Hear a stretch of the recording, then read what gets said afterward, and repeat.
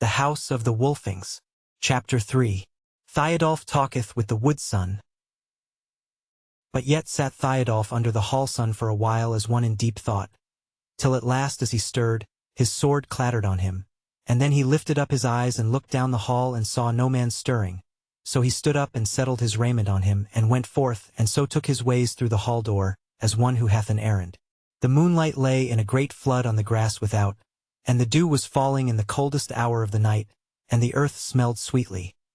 The whole habitation was asleep now, and there was no sound to be known as the sound of any creature, save that from the distant meadow came the lowing of a cow that had lost her calf, and that a white owl was flitting about near the eaves of the roof with her wild cry that sounded like the mocking of merriment now silent. Theodulf turned toward the wood, and walked steadily through the scattered hazel trees, and thereby into the thick of the beech trees, whose boles grew smooth and silver-gray, high and close-set. And so on and on he went as one going by a well-known path, though there was no path, till all the moonlight was quenched under the close roof of the beech leaves, though yet for all the darkness, no man could go there and not feel that the roof was green above him. Still he went on in despite of the darkness, till at last there was a glimmer before him, that grew greater till he came unto a small woodlawn whereon the turf grew again, though the grass was but thin, because little sunlight got to it, so close and thick were the tall trees round about it. In the heavens above it by now there was a light that was not all of the moon, though it might scarce be told whether that light were the memory of yesterday or the promise of tomorrow, since little of the heavens could be seen thence, save the crown of them, because of the tall treetops. Not looked Theodulf either at the heavens above or the trees, as he strode from off the husk-strewn floor of the beech wood on to the scanty grass of the lawn, but his eyes looked straight before him at that which was amidmost of the lawn, and little wonder was that. For there on a stone chair sat a woman exceeding fair, clad in glittering raiment, her hair lying as pale in the moonlight on the grey stone as the barley acres in the August night before the reaping hook goes in amongst them. She sat there as though she were awaiting someone, and he made no stop nor stay, but went straight up to her, and took her in his arms, and kissed her mouth and her eyes, and she him again, and then he sat himself down beside her. But her eyes looked kindly on him as she said, O Theodulf, hardy art thou, that thou hast no fear to take me in thine arms and to kiss me, as though thou hadst met in the meadow with a maiden of the Elkings. And I, who am a daughter of the gods of thy kindred, and a chooser of the slain. Yea, and that upon the eve of battle and the dawn of thy departure to the stricken field. O wood sun, he said, thou art the treasure of life that I found when I was young, and the love of life that I hold, now that my beard is grizzling. Since when did I fear thee, wood sun? Did I fear thee when first I saw thee, and we stood amidst the hazelled field, we twain living amongst the slain? But my sword was red with the blood of the foe, and my raiment with mine own blood. And I was aweary with the day's work, and sick with many strokes, and methought I was fainting into death. And there thou wert before me, full of life and ruddy and smiling both lips and eyes, thy raiment clean and clear, thine hands stained with blood. Then didst thou take me by my bloody and weary hand, and didst kiss my lips grown ashen pale, and thou saidst, Come with me. And I strove to go, and might not. So many and sore were my hurts. Then amidst my sickness and my weariness was I merry.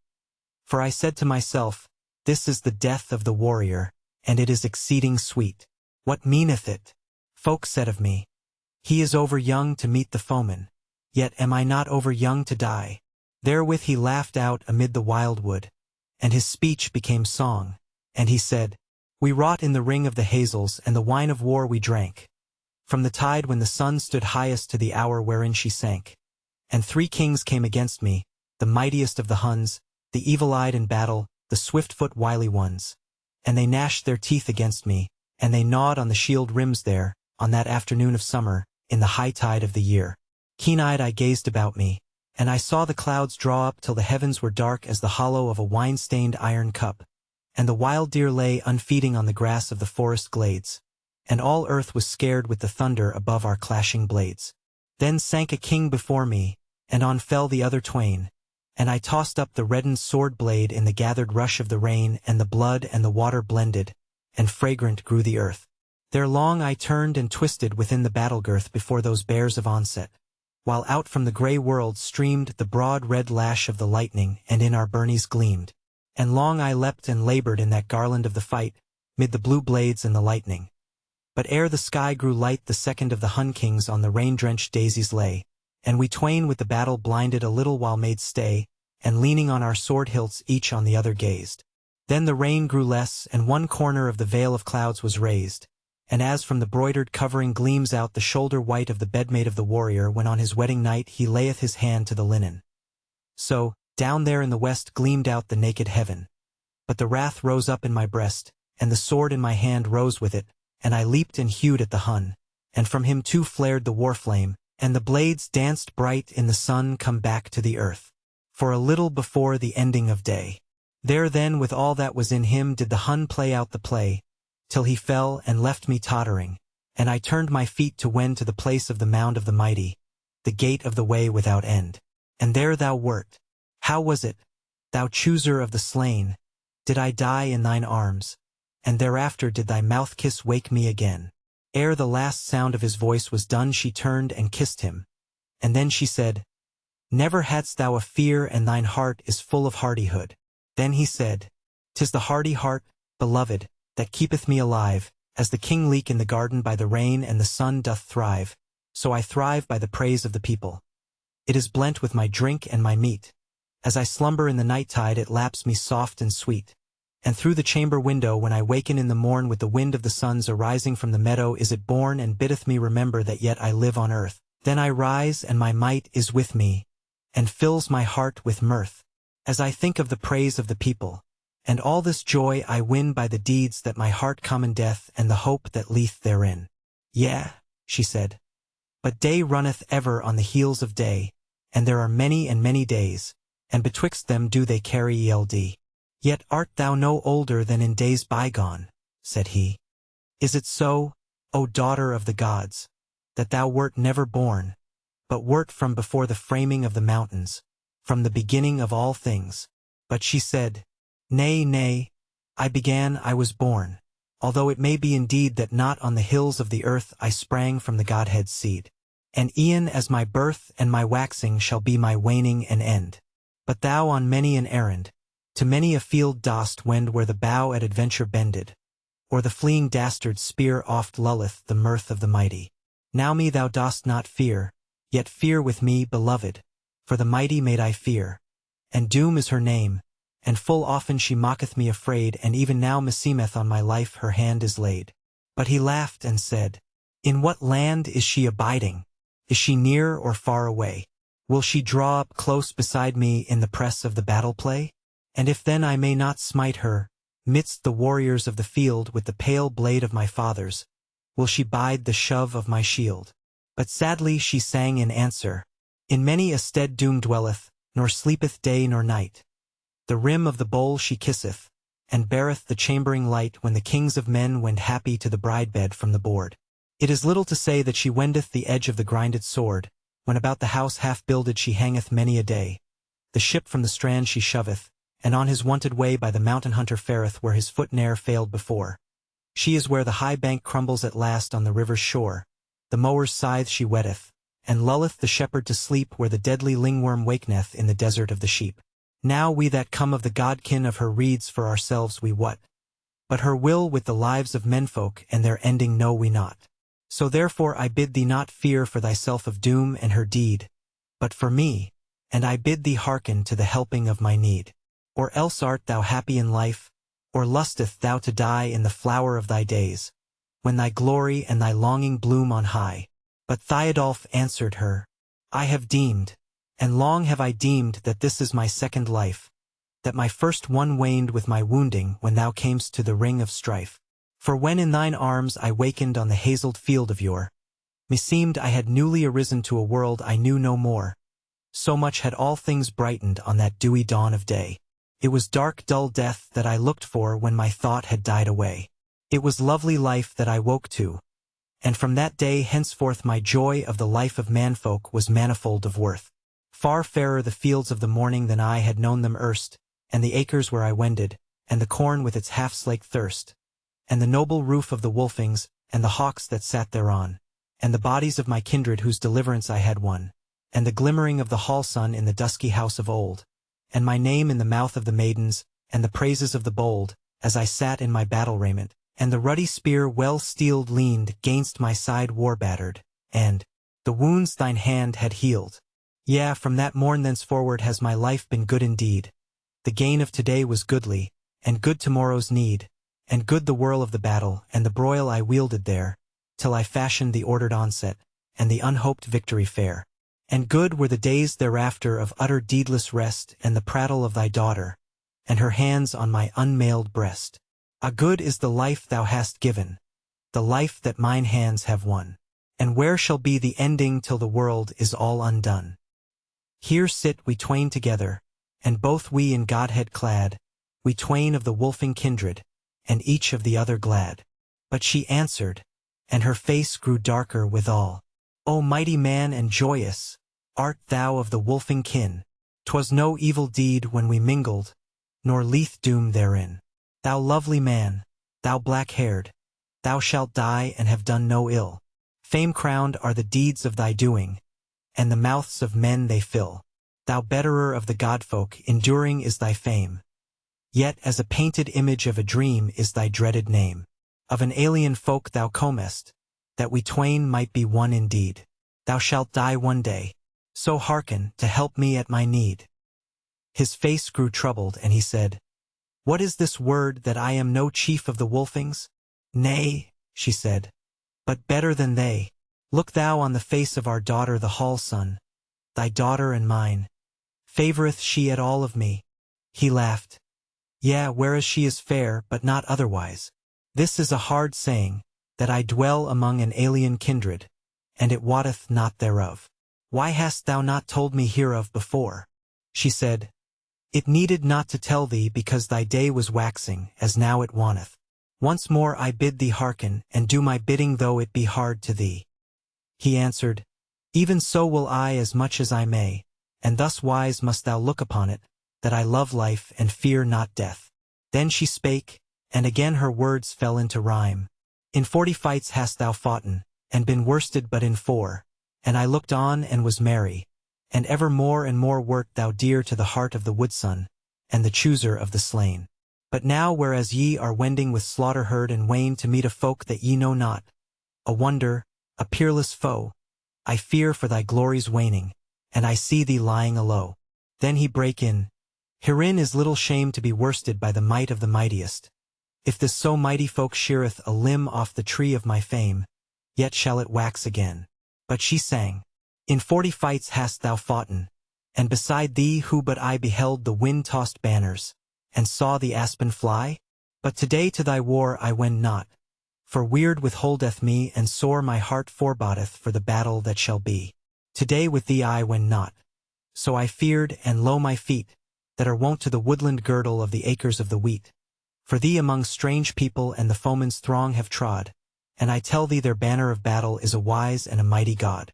For these are the folk of the cities, and in wondrous wise they dwell mid confusion of heaped houses, dim and black as the face of hell, though therefrom rise roofs most goodly, where their captains and their kings dwell amidst the walls of marble in abundance of fair things. And mid these, nor worser nor better, but builded otherwise stand the houses of the fathers, and the hidden mysteries. And as close as are the tree trunks that within the beech wood thrive, e'en so many are their pillars. And therein like men alive stand the images of godfolk in such raiment as they wore in the years before the cities and the hidden days of yore. Ah, for the gold that I gazed on, and their store of battle gear, and strange engines that I knew not or the end for which they were. Ah, for the ordered wisdom of the war array of these, and the folks that are sitting about them in dumb downtrodden peace. So I thought now fareth war-ward my well-beloved friend, and the weird of the gods hath doomed it that no more with him may I wend. Woe's me for the war of the Wolfings wherefrom I am sundered apart, and the fruitless death of the war-wise, and the doom of the hardy heart. Then he answered, and his eyes grew kind as he looked on her. For thy fair love I thank thee, and thy faithful word, O friend. But how might it otherwise happen but we twain must meet in the end, the God of this mighty people and the markmen and their kin? Lo, this is the weird of the world, and what may we do herein? Then mirth came into her face again as she said, Who wotteth of weird, and what she is till the weird is accomplished? Long hath it been my weird to love thee and to fashion deeds for thee as I may, nor will I depart from it now. And she sang, Keen-edged is the sword of the city, and bitter is its spear, but thy breast in the battle, beloved, hath a wall of the stithy skear. What now is thy wont in the handplay with the helm and the hauberk of rings? Farest thou as the thrall and the cotcarl, or clad in the raiment of kings? He started, and his face reddened as he answered, O wood son, thou wottest our battle and the way wherein we fare, that oft at the battle's beginning the helm and the hauberk we bear, lest the shaft of the fleeing coward or the bow at adventure bent should slay us ere the need be, ere our might be given and spent. Yet oft ere the fight is over, and doom hath scattered the foe, no leader of the people by his war gear shall ye know, but by his hurts the rather, from the cotcarl and the thrall. For when all is done that a man may, 'tis the hour for a man to fall. She yet smiled as she said in answer, O Folkwolf, heed and hearken. For when shall thy life be spent and the folk wherein thou dwellest with thy death be well content? Whenso folk need the fire, do they hew the apple tree, and burn the mother of blossom and the fruit that is to be? Or me wilt thou bid to thy grave mound because thy battle wrath may nothing more be bridled than the whirlwind on his path? So hearken and do my bidding, for the hauberk shalt thou bear e'en when the other warriors cast off their battle gear. So come thou, come unwounded from the war field of the south, and sit with me in the beech wood, and kiss me eyes and mouth. And she kissed him in very deed, and made much of him, and fawned on him, and laid her hand on his breast, and he was soft and blithe with her. But at last he laughed and said, God's daughter, long hast thou lived, and many a matter seen, and men full often grieving for the deed that might have been. But here my heart thou weedlest as a maid of tender years when first in the arms of her darling the horn of war she hears. Thou knowest the axe to be heavy, and the sword, how keen it is. But that doom of which thou hast spoken, wilt thou not tell of this, God's daughter, how it sheareth, and how it breaketh through each wall that the warrior buildeth? Yea, all deeds that he may do? What might in the hammer's leavings, in the fire's thrall shall abide to turn that folk's o'erwhelmer from the fated warrior's side? Then she laughed in her turn and loudly, but so sweetly that the sound of her voice mingled with the first song of a newly awakened wood thrush sitting on a rowan twig on the edge of the woodlawn. But she said, Yea, I that am God's daughter may tell thee never a whit from what land cometh the hauberk nor what smith smithied it, that thou shalt wear in the handplay from the first stroke to the last. But this thereof I tell thee, that it holdeth firm and fast the life of the body it lappeth, if the gift of the godfolk it be. Lo, this is the yoke-mate of doom, and the gift of me unto thee. Then she leaned down from the stone whereon they sat, and her hand was in the dewy grass for a little, and then it lifted up a dark grey rippling coat of rings, and she straightened herself in the seat again, and laid that hauberk on the knees of Theodulf, and he put his hand to it, and turned it about, while he pondered long. Then at last he said, What evil thing abideth with this warder of the strife, this burg and treasure chamber for the hoarding of my life? For this is the work of the dwarfs, and no kindly kin of the earth, and all we fear the dwarf-kin and their anger and sorrow and mirth. She cast her arms about him and fondled him, and her voice grew sweeter than the voice of any mortal thing as she answered, No ill for thee, beloved, or for me in the hauberk lies. No sundering grief is in it, no lonely miseries. But we shall abide together, and that new life I gave, for a long while yet henceforward we twain its joy shall have. Yea, if thou dost my bidding to wear my gift in the fight, no hunter of the wildwood at the changing of the night shall see my shape on thy grave mound, or my tears in the morning find with the dew of the morning mingled. Nor with the evening wind shall my body pass the shepherd as he wandereth in the mead, and fill him with forebodings on the eve of the Wolfings' need. Nor the horseherd wake in the midnight and hear my fateful cry. Nor yet shall the wolfing women hear words on the wind go by as they weave and spin the night down when the house is gone to the war, and weep for the swains they wedded and the children that they bore. Yea, do my bidding, O Folkwolf, lest a grief of the gods should weigh on the ancient house of the Wolfings and my death o'ercloud its day. And still she clung about him, while he spake no word of yea or nay. But at the last he let himself glide wholly into her arms, and the dwarf-wrought hauberk fell from his knees and lay on the grass. So they abode together in that woodlawn till the twilight was long gone, and the sun arisen for some while. And when Theodulf stepped out of the beechwood into the broad sunshine dappled with the shadow of the leaves of the hazels moving gently in the fresh morning air, he was covered from the neck to the knee by a hauberk of rings dark and gray and gleaming, fashioned by the dwarfs of ancient days.